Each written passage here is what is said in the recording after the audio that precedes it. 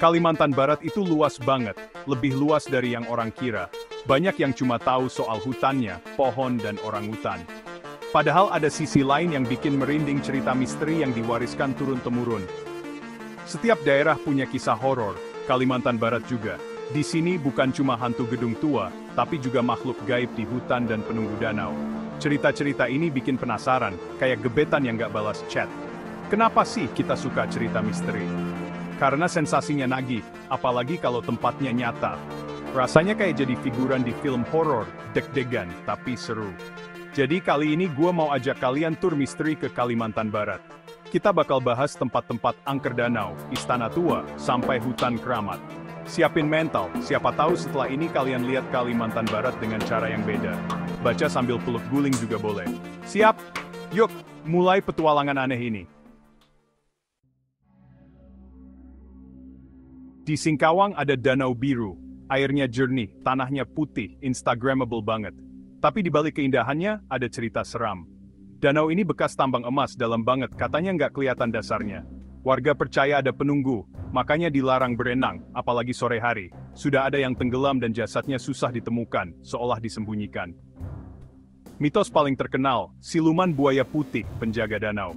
Kalau sopan, aman. Kalau buang sampah atau berkata kasar, siap-siap aja. Ada yang pernah lihat bayangan putih di air, atau dengar suara minta tolong dari tengah danau. Meski seram, orang tetap datang. Entah karena penasaran, atau demi foto keren. Katanya, yang peka bisa merasakan energi dingin dan berat di sekitar danau.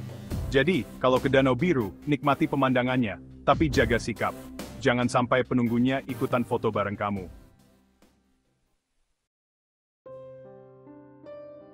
Pindah ke Pontianak, ada Istana Kadriah, megah, kuning cerah, penuh sejarah.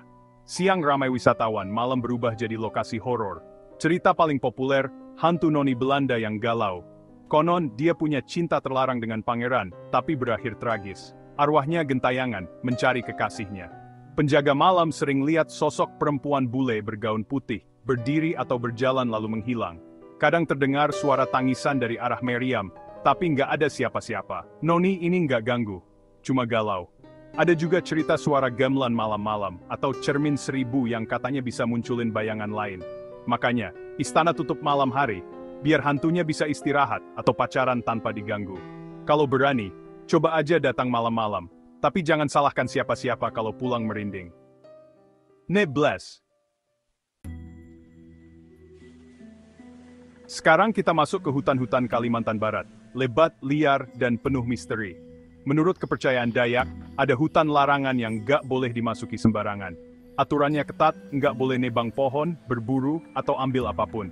Kalau melanggar, bisa tersesat, sakit misterius, bahkan diambil penghuni hutan. Cerita-cerita ini nyata buat masyarakat adat. Ada kisah penebang kayu yang nekat masuk, lalu kena musibah aneh, mesin rusak, demam, diganggu makhluk gaib.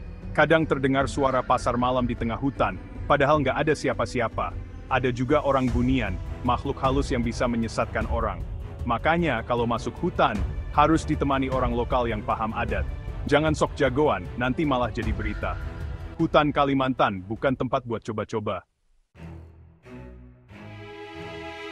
Setelah tur misteri, satu hal penting, hormati kepercayaan dan budaya lokal. Setiap tempat punya ceritanya, punya penunggunya. Sopan santun itu kunci. Jangan rusak alam, jangan buang sampah, jangan sombong. Ucapkan permisi saat masuk tempat angker, itu bentuk penghargaan. Petualangan bakal lebih seru dan aman kalau kita hormat pada lingkungan dan leluhur. Kisah misteri bukan buat nakut-nakutin, tapi buat ngingetin kita soal kerendahan hati. Alam dan budaya punya kekuatan sendiri. Jadilah petualang yang cerdas dan santun. Nikmati keindahan, dengarkan cerita, dan pulang bawa pelajaran, bukan oleh-oleh aneh. Ingat pepatah, di mana bumi dipijak, di situ langit dijunjung. Jaga sikap, biar pulang tetap selamat dan gak ada yang nempel di pundak. Sampai jumpa di petualangan berikutnya.